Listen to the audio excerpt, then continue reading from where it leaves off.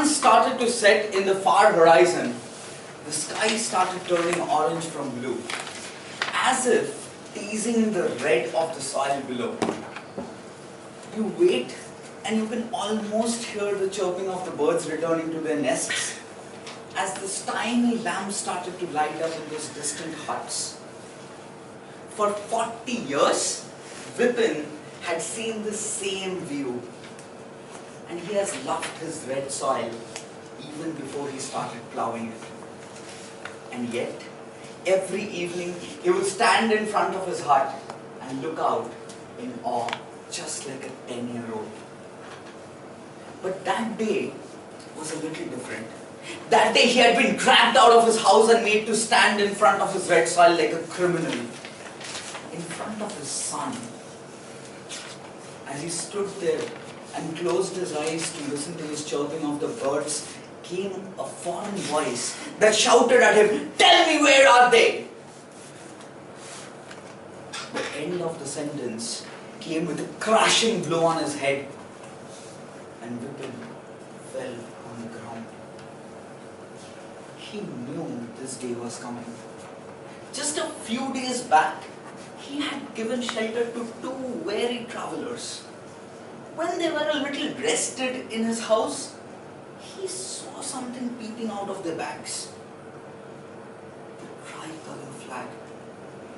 Immediately he knew those were the freedom fighters traveling with a purpose. But Vipin never actually understood this concept of freedom because he was never born with it. He had heard some of his village elders talking about how the country is enslaved by the British, how they are not free. But he always wondered, how does it matter to me? He had sometimes even heard the distant chanting of a Vande Mataram. He never understood the meaning of it. But that day, seeing the tricolor peeping out of the bag for the first time with his own eyes, he wondered. As the blood trickled down off his forehead, a drop fell on the red soil. Just like the sindoor on his wife's forehead, it beautified that. He looked at it and remembered his father's words. His father has once told him, "Son, do you know why this color of the soil is red? Because it takes the blood of our farmers. And that's why it is our red soil." He remembered his father's words. As he struggled to get up on his knees, he grabbed a little bit of that soil, smearing it on his forehead. He whispered under his breath, "Vande Mataram." For the first time, there was a bliss of joy in him.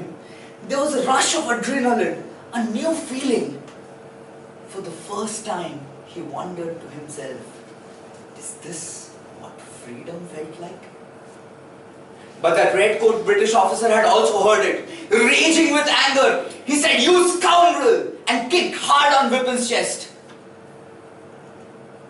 Years of ploughing the field had made his arms strong. His chest, not so much. His ribs broke as his body fell with a thud on his red soil.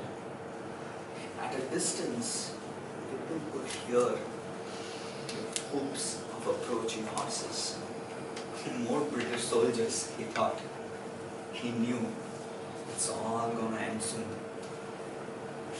But just as he wondered, he gathered all his strength. Under the pressure of the boots of that British officer, he grasped for a last breath. Breathed in hard. As his lips opened, it reverberated a loud Vande Mataram!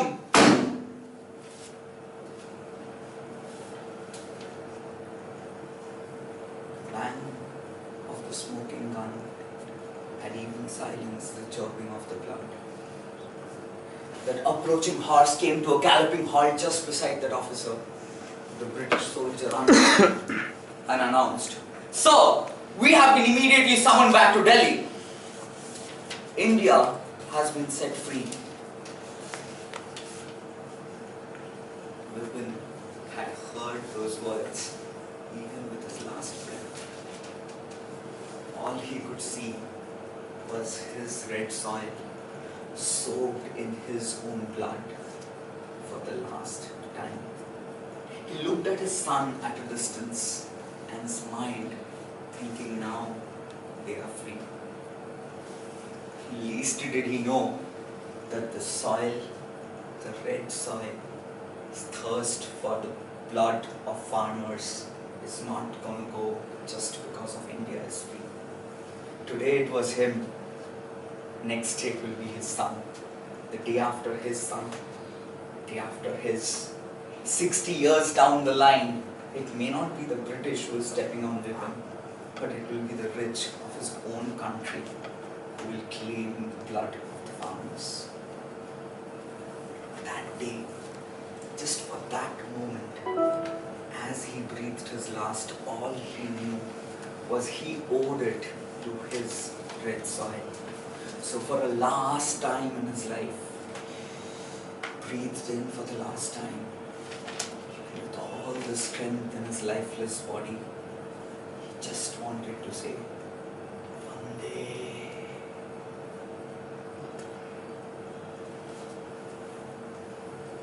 Game.